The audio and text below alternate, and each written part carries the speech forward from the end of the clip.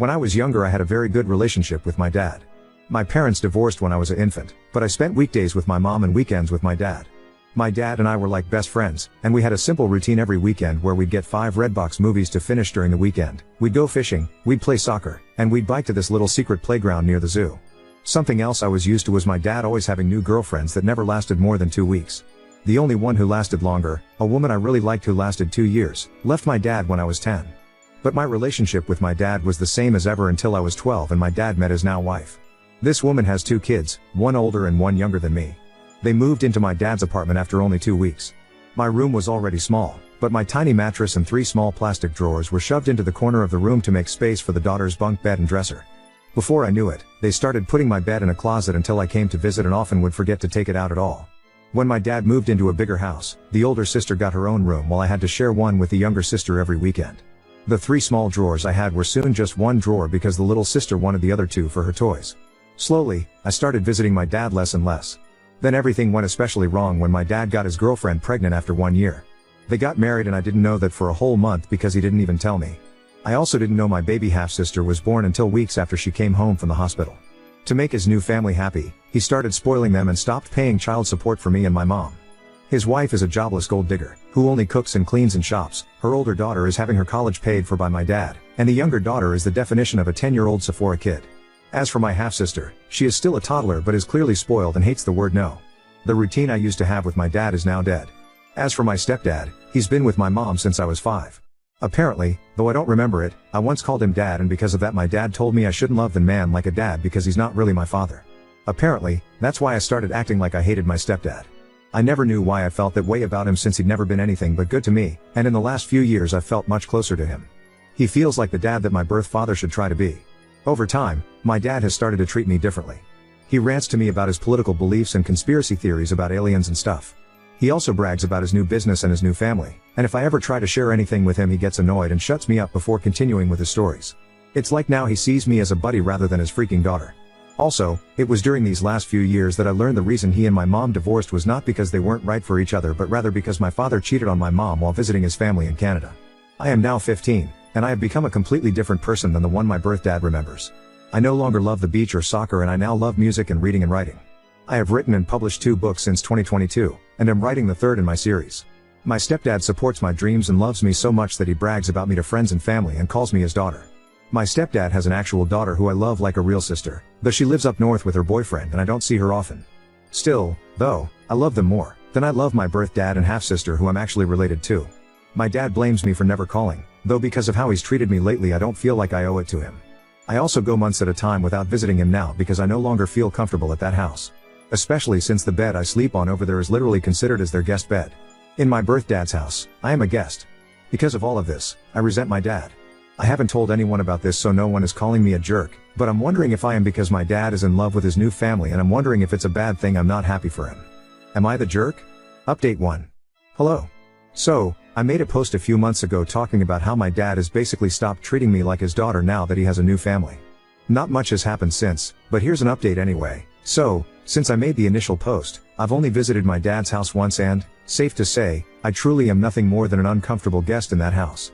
I should start off by saying that every time I spend a few months without going to his house, my dad tries to play all innocent and calls me on Fridays to ask when he should pick me up. I never answer because he always calls me when I'm in a class or busy with studying, so he'll call my mom.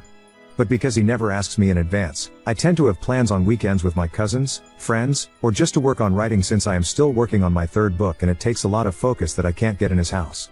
Actually, I'm now just gonna call him Eric. He's honestly not been as much of a dad figure to me as my stepdad has. Anyway, it was my mom who had decided I would go over to his house. Despite the fact that Eric hasn't paid child support in over 2 years now and I hate going to his house, my mom says I should just visit from time to keep him from getting the court involved. She confuses me, sometimes saying that he's a deadbeat man, but also sometimes saying that he's my loving dad who deserves my respect. However, under the circumstances, I'm fairly certain that nothing would be any different since I never visit him and he doesn't pay child support anyway. In fact, once on Christmas, he bought a bunch of new gifts for his family and wrapped them up and everything, but weeks before Christmas when I was visiting, he drove to Walmart so his wife could do groceries and he handed me $200 and said, "Merry Christmas. Buy yourself something and the rest can be child support or whatever." I bought 2 books, but the rest of the money that was supposedly child support was nothing near to the amount he owed. I have told my mom I would be happier if he lost custody of me and my stepdad adopted me, but she thinks that's too extreme and says, he's still your dad. He deserves your respect and love. Now, about the weekend I visited him, from the minute Eric picked me up, all he talked about was his new family. He talked about the older sister and her boyfriend, the younger sister and the shopping she does, and my half-sister who can now talk a little bit. I stayed silent the whole ride until he asked me a question about my school, and when I answered his question he got frustrated and went into a conspiracy theory rant. I tuned him out for the rest of the drive after that. The rest of the weekend wasn't any better. The older sister did what she always does when I visit and locked herself in her room, only coming out when I left the house or when I was in the bathroom so she wouldn't have to talk to me. And the younger sister had a friend of hers over and her friend had her stuff tossed on my bed and was sitting on it because it's the bed she sleeps in when she has sleepovers. Eric's wife did a poor job of hiding how bothered she was by me visiting. More than once, she has been completely shocked I was visiting because Eric didn't tell her so she couldn't disagree. And also, most of the weekend consisted of Eric taking me and my half-sister to a playground so she could run around with her friends, and I sat on a bench to read but I didn't have much time to myself since Eric kept leaving and told me to keep an eye on my half-sister who is a wild and fussy kid. I am not a babysitter, and while I am good with kids, that does not mean I enjoy putting my own time aside to look after them when they're not my responsibility. I had to spend 2 days in either pure chaos or discomfort, and I had a talk with my mom about me not wanting to go over there anymore. She said that's fine and she won't force me to go anymore, but since she said that before, I don't believe her. I don't have anyone to really talk to about this, and this whole situation is stressing me out because I don't remember my dad ever being as happy as he is now, and I still sometimes feel like I should be happy for him. I don't know what to do, and any advice on anything I could do would be helpful. Everyone who's commented on my last post so far has said I'm not the jerk and that Eric isn't acting the way a dad should, but he still reaches out from time to time and says I'm his baby girl who he loves. Honestly, I almost cry whenever he says that because it reminds me of how we used to be. Am I overthinking all of this or overreacting? What should I do? Am I the jerk here because I'm not happy for my dad? You should tell your mom the more she forces you to go to your dad's the more it's going to ruin your relationship with her as she's not listening to what you want and how you feel. You should also tell her you no longer trust what she says as she has told you before that she will no longer force you into going but she does it anyway. If you can't talk to your mom, have a one-on-one chat with your stepdad and see if he can help when it comes to your mom.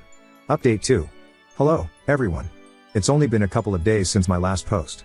Since then, I have taken the advice most of you have given me and I talked to my mom about how I don't want to keep being forced by her to visit Eric, my sperm donor, as most of you referred to him as. Long story short, I'm not 100% sure she won't continue to send me over to Eric's house, but she did wind up sending him long texts, chewing him out for not treating me right and telling him to step up and pay his child support. He didn't answer her though, so I followed some other advice and wrote him a long text myself that detailed how I felt about his treatment of me the last few years. The thing is, as soon as I sent that text, he called me to yell at me and called me spoiled and overdramatic. He said it's my fault we don't have a relationship since I never visit or talk to him anymore, and because I mentioned the unpaid child support, he said that I was only reaching out to him for money. I nearly cried during that phone call and wound up just hanging up on him. He sent some angry texts to my mother as well. But later that day, he left a voicemail on my phone saying, "Money is kind of tight for me right now. I'm completely broke. You know I love you, right?" The thing is that I know that's a lie because I'm always seeing my younger stepsister make TikTok videos showing off the Sephora and other expensive crap he buys her all the time. I think I'm done trying. And some of you suggested asking my stepdad for help. I wish I could, but when I asked my mom again if he could adopt me, she said something that absolutely crushed me. Apparently, my stepdad himself said he doesn't feel like he should adopt me. My stepdad is a very kind and sympathetic man, but he's also extremely unconfrontational and thinks it would be like a slap in the face to Eric if he adopted me. Also, because I noticed some confusion about this in the comments on my last update, the reason my parents divorced was because he cheated, but it wasn't with his current wife. My parents split up when I was still basically an infant, and Eric lived in Canada where he jumped from girlfriend to girlfriend there before he moved down here and continued to jump from girlfriend to girlfriend. When I was 12, he met and knocked up his wife, Alejandra, and married her without telling me till a month after their courthouse wedding. Also, some of you asked how old I am. I am 15. It feels ridiculous that I have this stress on me at my age, and I can't really talk to anyone about it. I can't talk to my stepdad because he's always working and I'm only ever with him when my mom is there too, and I don't like talking to her because she always tells me that I'm too young to really feel how I feel. The last time I tried to discuss my mental health with my mom, I asked her if I could start going to therapy and she said that therapists are dumb and that I can just talk to her or pray to God if anything is wrong. I'm not super religious, and talking to her about anything serious makes me deeply uncomfortable. It's not that I don't love her, since she is my mom after all, but she's pretty intense and intimidating. My dad has not reached out to me again since his voicemail. Frankly, I don't want to even think about him for a long while now. If he suddenly realizes how badly he screwed up with me and apologizes, then maybe I'll try to rebuild our relationship. As for my stepdad, he may not want to adopt me, but he still calls me his daughter, never just his stepdaughter, and I truly feel loved by him. I love his parents like they're my own grandparents, and his whole family is so warm and loving. I might make another update if anything else happens, but for now I'm just going to focus on school and my books. Maybe now that I understand that Eric really doesn't care that much about me anymore, I can finally focus on finishing my third book. I dedicated my first book to him, and I honestly don't regret it. I dedicated that book to the dad he used to be. It's not like he'll ever read that book since he doesn't think it's smart, that I want to be a writer, but I don't care. I'm done. Thank you to everyone who gave me advice and told me I wasn't the jerk. Update 3. There were a lot of people asking similar questions, and it was all a bit overwhelming, so I didn't respond to any of them directly, but I will answer those questions here before I get on to the actual reason for this update. So, a lot of you were saying that I should talk to a school counselor or something. The thing is that I do virtual homeschool, and my mom works from home a lot, so I'm honestly just a bit too scared to try that. Plus, even if I did talk to my counselor without my mom being around to hear, I really don't trust any adults to keep these kinds of things to themselves. I know that sounds a bit dumb and paranoid, but it's really just how my brain thinks. A lot of you also said that I should bring up the therapy thing with my mom again, but I know for a fact that won't work. My mom really doesn't believe in therapy and believes that praying to God or having her preach about the Bible to me will solve everything. As for my stepdad, I love the guy like a real father, and I see him as my true dad even if he doesn't want to adopt me, but he really is no help with the therapy issue either because he always just agrees with whatever my mom says to avoid arguments. But I'm doing fine right now though, and I honestly think things are going to start getting better. And I think this because I'm pretty sure my mom is finally gonna file for sole custody and court-ordered child support. One thing I guess I should have made clear is that my parents sorted out their custody and child support agreement amongst themselves when they divorced. The agreement is that I spend weekends with my dad, and he pays my mom $100 per week. I'm pretty sure my dad only stuck to that agreement to keep himself looking good until he could finish his US legalization process, since he used to be an immigrant from Canada. Once he was legalized, he stopped paying child support and began spoiling his new fam. Anyway, I went to my dad's house last weekend. This time, my mom didn't force me, and I actually decided I wanted to go because I wanted to give my dad one last chance. He picked me up from my mom's house, and we didn't get down the street before we were fighting. I was excitedly telling him about a business idea I had where I can make book boxes and sell books with DIY necklaces and hand-painted bookmarks that match book covers, and he was telling me my idea was stupid and unprofitable and a waste of money and time. It was an hour-long drive to his house, and he was getting political or angry over every little thing I said.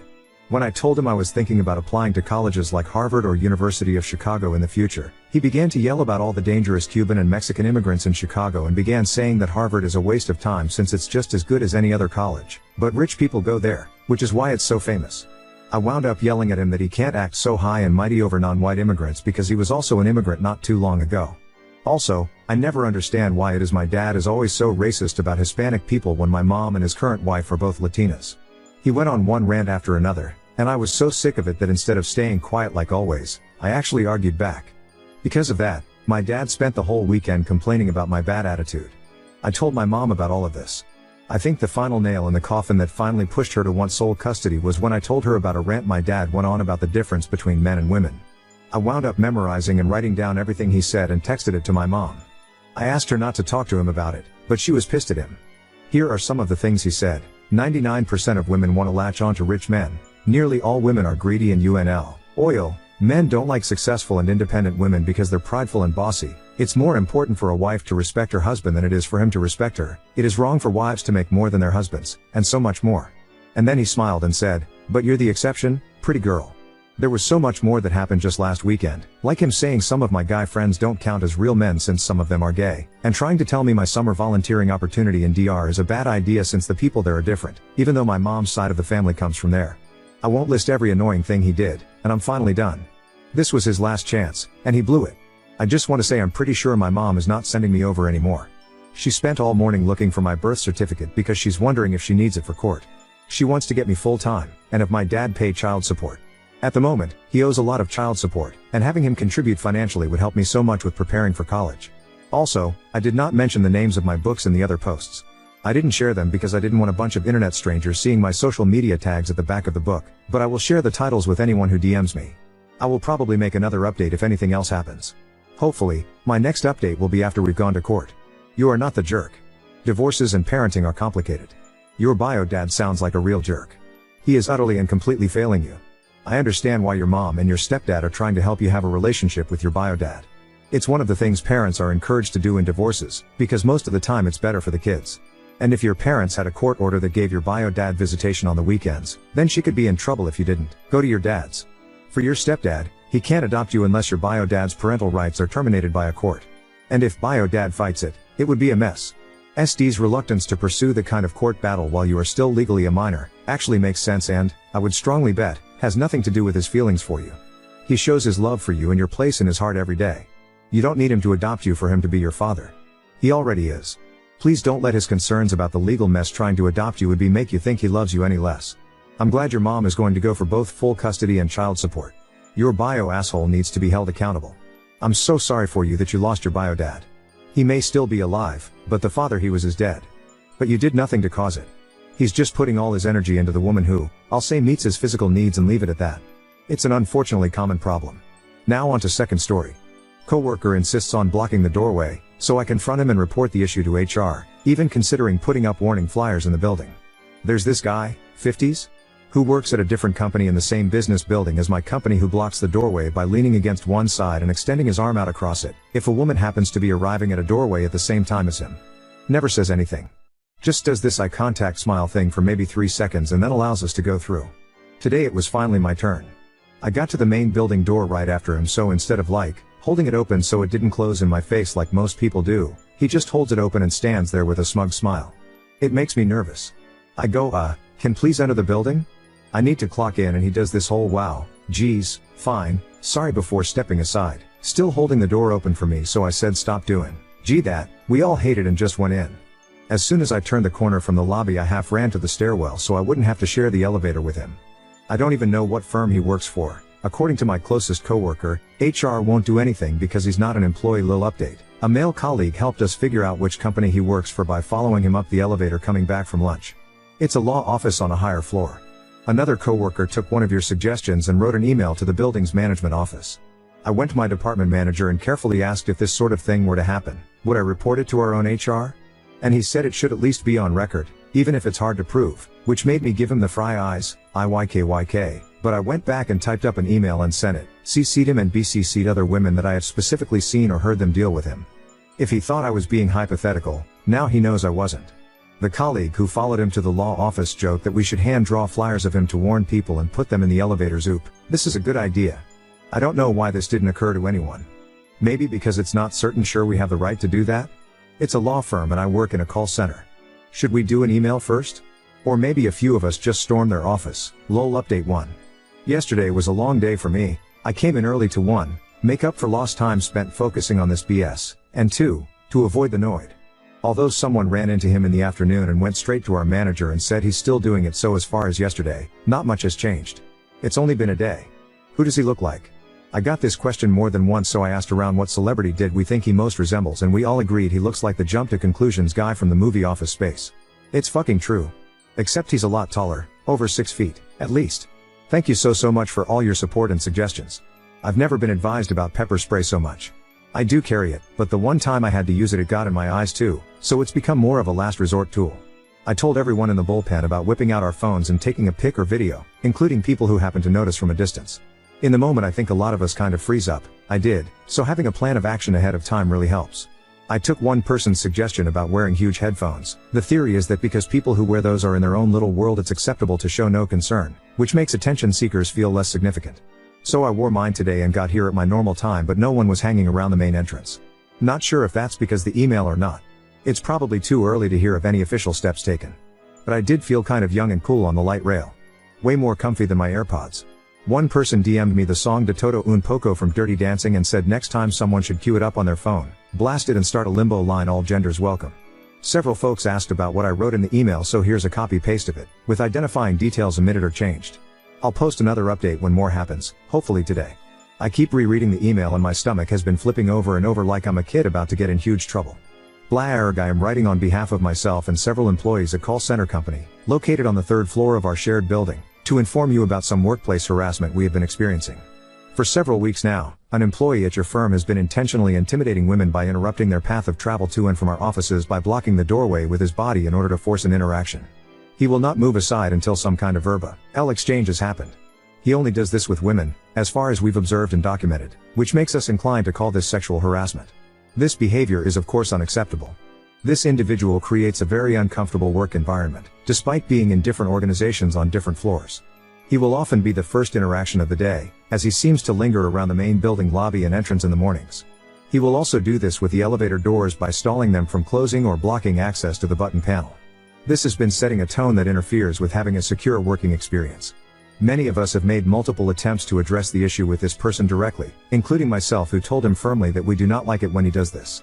We are requesting that your firm take immediate action to investigate and address this issue. This has already been discussed with our department manager and HR department, and they're looking forward to hearing from yours. I have CC'd them on this email, as well as the blah blah plaza building manager. It is fair to assume that with 6 different organizations sharing this same building, our employees are not the only ones experiencing this. Please inform us when call center company can expect to see the results of your investigation and what measures will be taken to ensure that this type of behavior does not happen again in the future. We hope that this issue can be resolved quickly, and that appropriate actions will be taken to ensure that all employees working in blah blah plaza feel safe and respected as we all make our way to and from our offices.